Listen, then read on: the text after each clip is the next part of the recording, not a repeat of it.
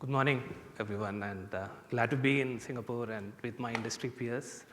I think we could move on. I think evolution has been a topic of my interest for quite a long time, and that's just not the biological evolution, the technology evolution, and of late the psychological evolution that has happened in human beings is also a great area of interest, and I'm trying to see if there are concepts of adaptation that we can apply to a very different industry, which is a financial service industry. And I want to share some insights that I've been sort of gaining across so many years on that and maybe share with you today. So that's the topic. How do you adapt yourself? I think that's the need of the hour as well in terms of the changes that are coming across our world and especially in financial services industry, where now is a great fear and there is an attack on the core aspect of financial industry itself, which is around trust. And trust is what seems to be breaking in our industry, right? So are there creative ways we can solve some of these challenges is what we'll explore during this talk.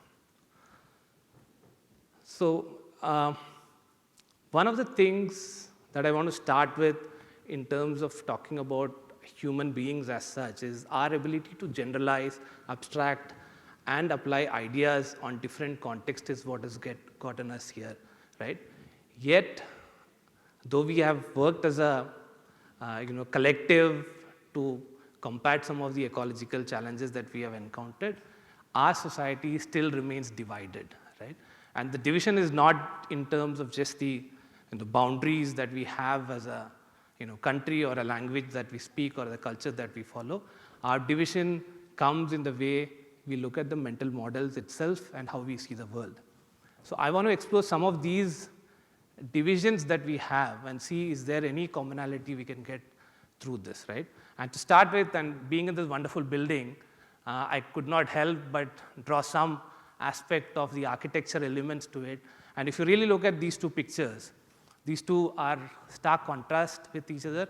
The one is from a famous architect called Frank Lloyd Wright, and he looked at in terms of how do you sort of build buildings. Should it be organic in nature? Should it be seen as one along with nature, where you really don't think about different parts of it as different things, but as a collective whole, right? And then there is the other reality of the skyscrapers and going vertical, because depending upon the context, right? I mean, we live in a world where the population is exploding, and there is no way where if you have a luxury of so much of land out there, you could build. But what to do when you have a rising population and you need to cater to the housing interest, right? And that's when people are saying, look, let's go vertical, and maybe that's the way to look at it. Two different contrasting views in terms of how to approach a problem, but both works in different contexts, right? And talking about context itself, one of the trivia that I wanted to share was, technology is being looked at as a solution by some, but as a cause of a problem by other, right? In similar vein, if you look at it, mobile phones are seen some of the greatest innovation that has happened across the last 10 years. But if you really ask a neurotech person, they will say it's a real waste of human skills. The 10 fingers that are given to you, now you're limiting themselves to 2 fingers, right?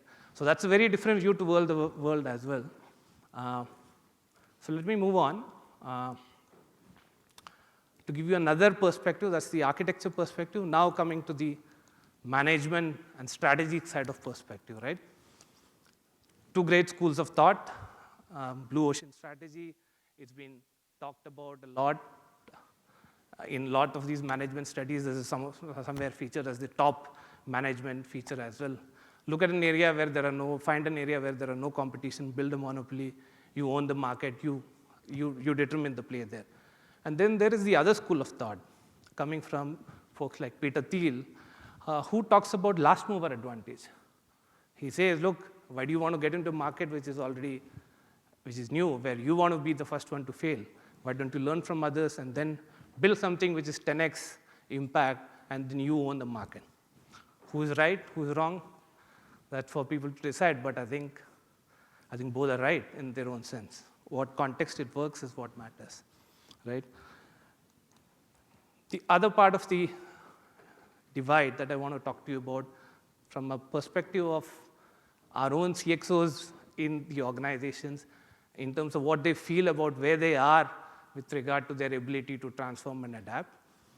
Compare that with the rest of the organization, where what they feel in terms of where they are, right?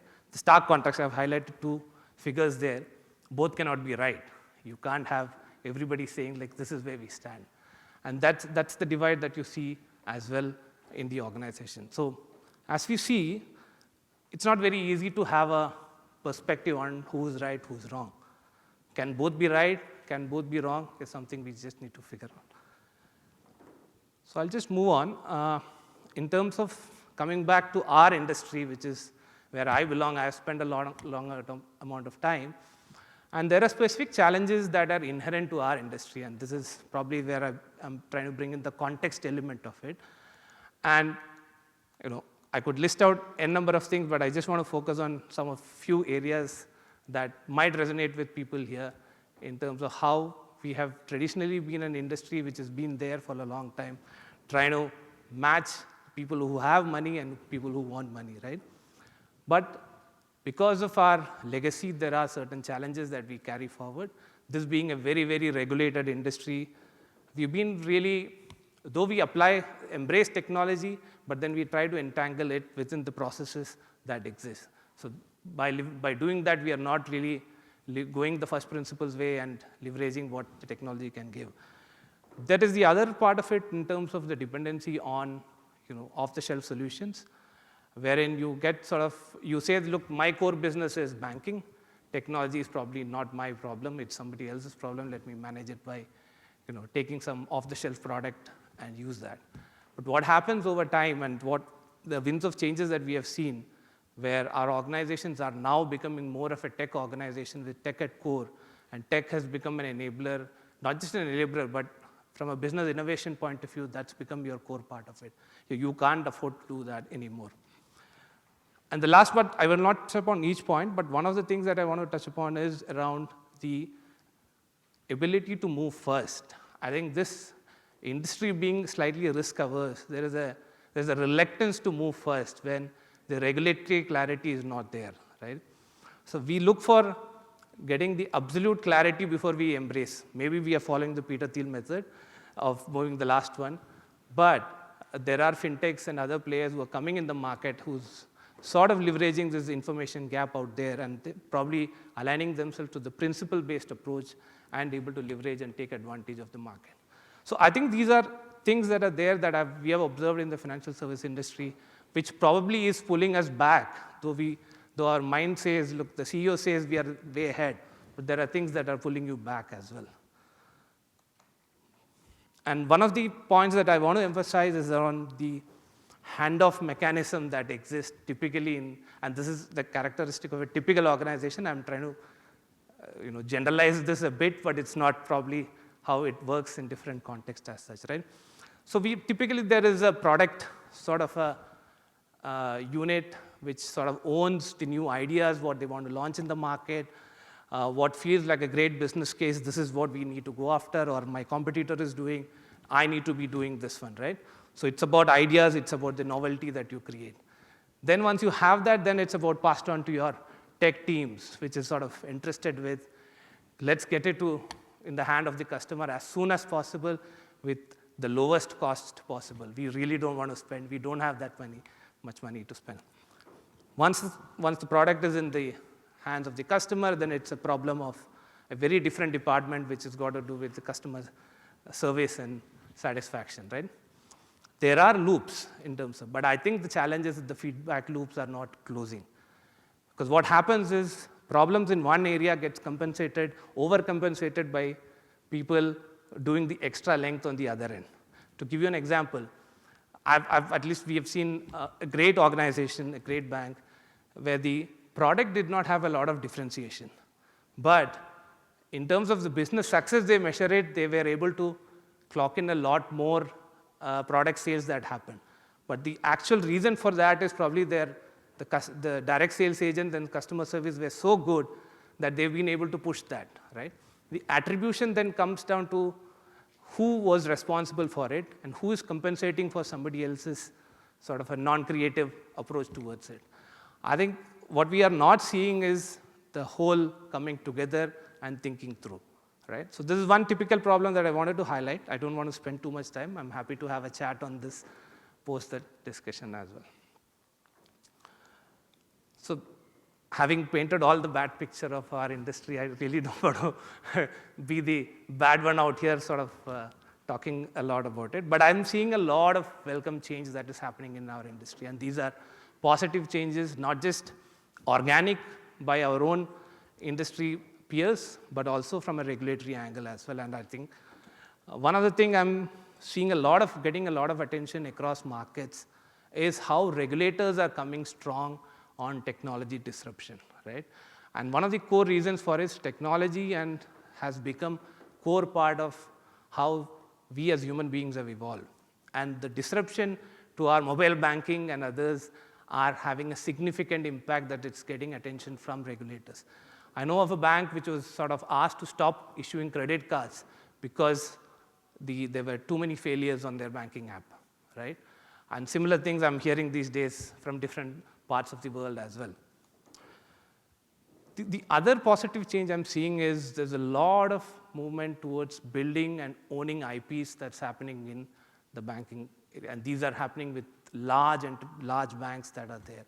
And I think they're doing two kinds of innovation. One is from an inside-out approach, wherein they're really looking at, look, we have so much waste in our system that we have created. There is so much of duplication that's happening. Let's kind of build capabilities within this which we could leverage across our board, right? And then there is this outside in. They are partnering actively with fintechs, technology providers, looking at what's out there, what we can bring to our organization and compete in this market as such, right?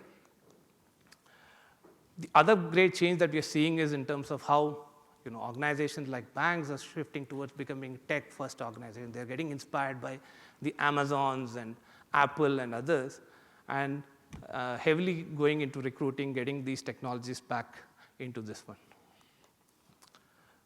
We are also seeing some great insights in terms of investing early on some startup, corporate venturing kind of a thing, but banks are doing that, and they want to own the IP. So the clarity now is, look, you own the IP, you own the monopoly, you own the market, you dominate it, right? I think there's a lot of thinking that's going on that side. We're also seeing a lot of experimentation, especially Singapore, I think, as a region, and we talked about Web3, we talked about CBDCs and others, and there's a lot of pioneering efforts we are seeing in these aspects, and a lot of banks experimenting on the emerging tech. I mean, one, it could be to attract great engineering talent to your organization, but I think banks wants to be seen as players in these emergent technology side of things. We're also seeing a great amount of movement where the organizations have understood that if you want to go be digital, you probably will have to carve out a new digital business unit itself with its own P&L, with its own responsibilities, which is cross-cutting. Because having that as digital as a channel doesn't work anymore. You really need an end-to-end focus. So that's a positive change that we are seeing. We are seeing leaders being appointed to head digital business units that cross-cut and sort of eliminate some of the frictions that are there, right? The last one, I think my previous speaker touched upon open banking and talked about how that's kind of evolving from an open banking to open finance to an open data. I think embedded banking, composable banking is something we are seeing a lot more organization embrace to understand that, look, at the end of the day, customer is what matters. I mean, you could have the greatest product, but if you don't stitch it well with all the other things out there, it's not a great proposition, right? So this is definitely a welcome change that I'm seeing happening in the industry. And in terms of adaptation, right? What happens is these are welcome changes, but when some of these events hit the economy, there's a sudden slowdown, right? We go from peaks, and then this is slowdown.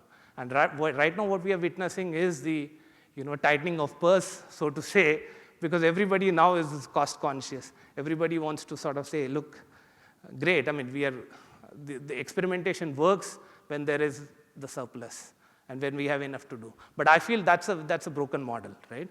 Because the way in which we are always looking at bringing something new, we really want something out of the world, something revolutionary to happen. And that outlook towards innovation is probably at fault.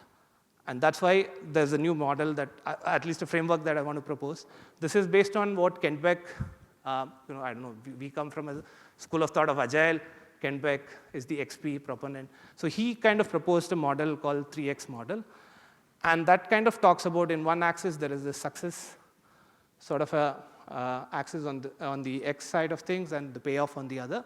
So if you really look at splitting your horizons, one is the explore stage, the expand stage, and extract stage. I think the explore stage is where you're really trying to find and come up with innovation and trying to find the right product market fit, right? Here, the investments are not high. You're okay with the low-code platform. You're okay with trying to do something on a 3 weeks' time, develop a prototype, validate. Here, it's more about validation. Are you able to find the right pull to get customer attracted to the kind of offering that you want to create, right? There's this principle of affordable loss, because you really need to be sure that this is a money that you're okay to lose. So if you really look at Amazon and others, they value the number of failed experiments they do, because there's a lot of learning that comes from there, right? So once you find a good product market fit, the next stage is about scaling. So gone are the days where you could get away with something which is done in a 3 weeks' time. You now need a stable platform where you really don't want to lose your customer to experience or to features that somebody else is able to provide, right? And the third stage, once you're done with that, is your explore stage, where you have actually proved there's a great pull for this product. You're able to engage the customer and hook them in with this one. Now it's about exploration. So you just want to make sure you get it into as many hands as possible, right?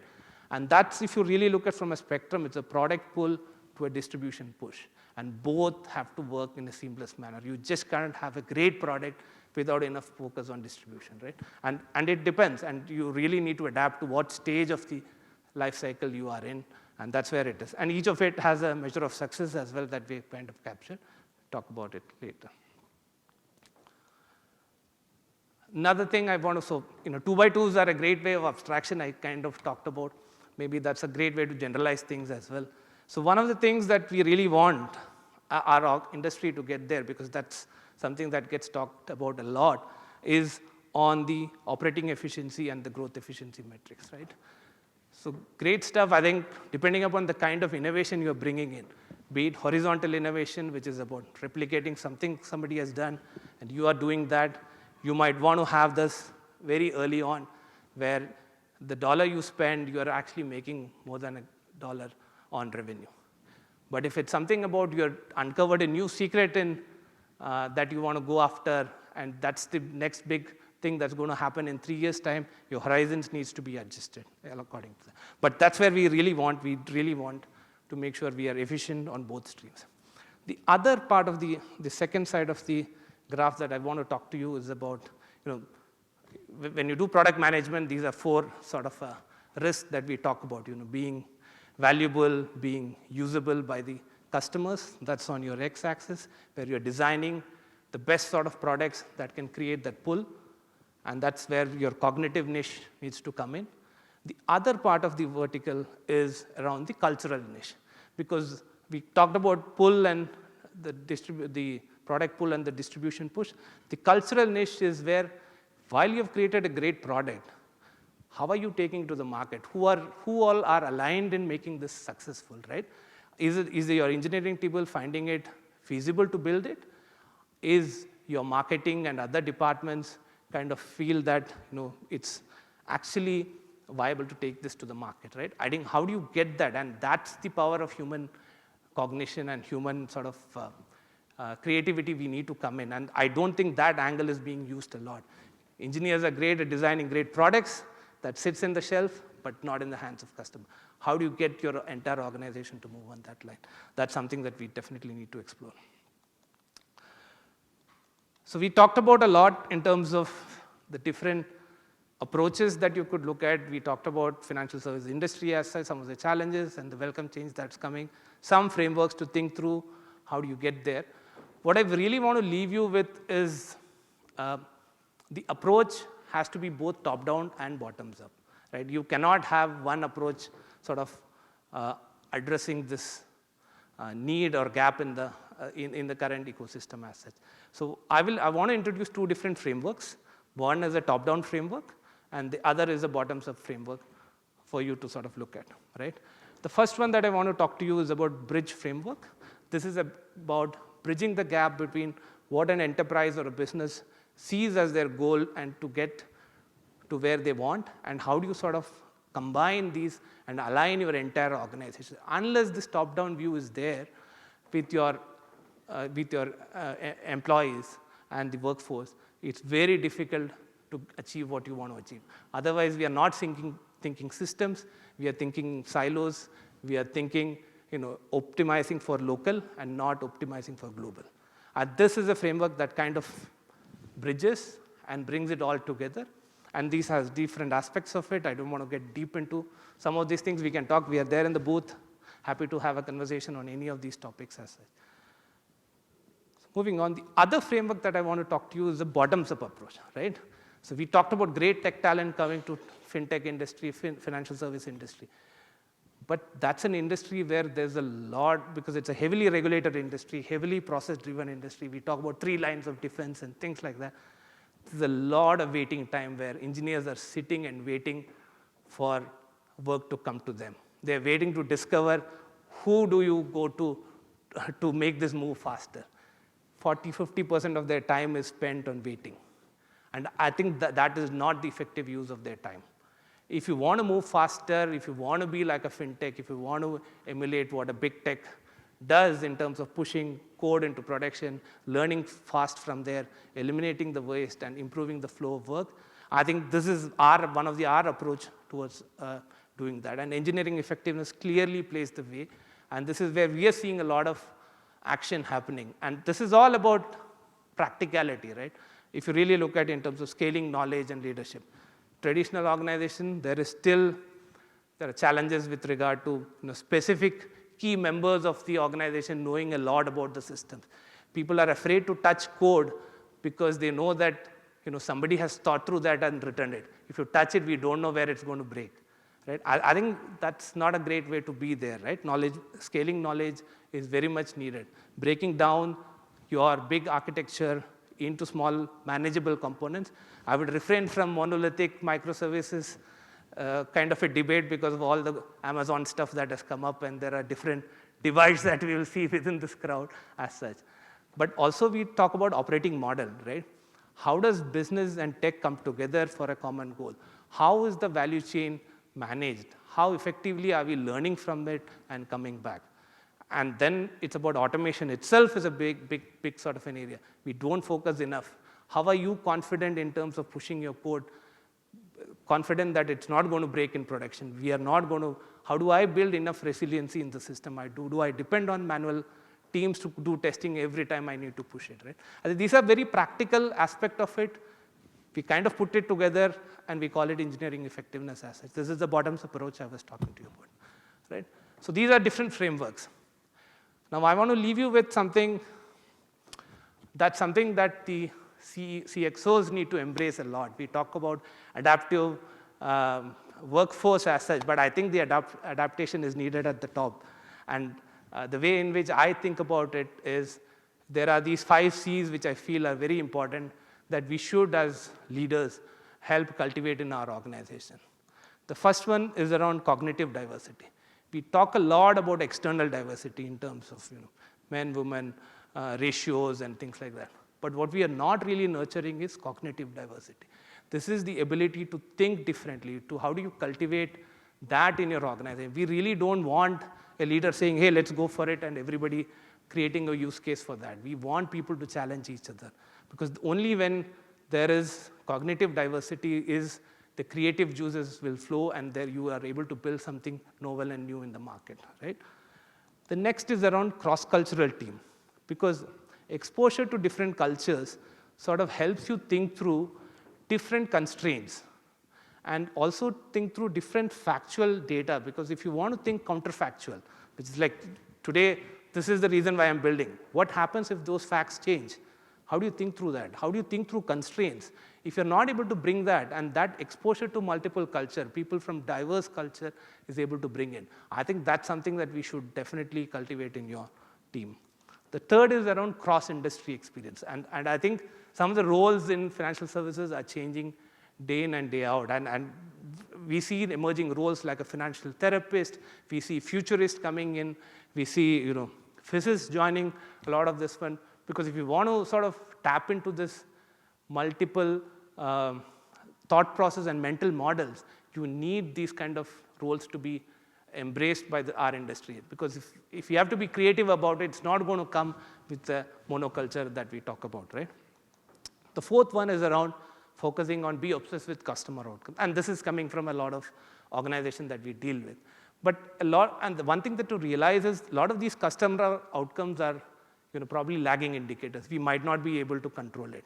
And that's where some of inspirations from something like an Amazon does is the able to manage control metrics, right? What leads to the other? I think, can you control it? If sales is your objective, and if it's the page views that are something that's a control metric, we should view that, right? A similar thing on a banking sort of a thing is what you need to think through. And the last one is around complementarity. And this is around the big picture, because the vantage point from where the CXO sees it is very different from somebody on the ground. And I feel there is a responsibility of the CXO to see this and give that big picture and tell that, look, each of these moving parts add to the whole. And the sum of these parts are much bigger than the individual parts, right? I think that's the part that we want to do it. And as I said, we want to engage people both intellectually on the cognitive side as well as the culturally on the social side. So that's all what I had to cover. I think thank you so much for your time, and I hope this was useful, and I hope to see a lot more creative products out there in the market, which is not just a replica of somebody or some competitor who would have done that. Thank you so much for your time.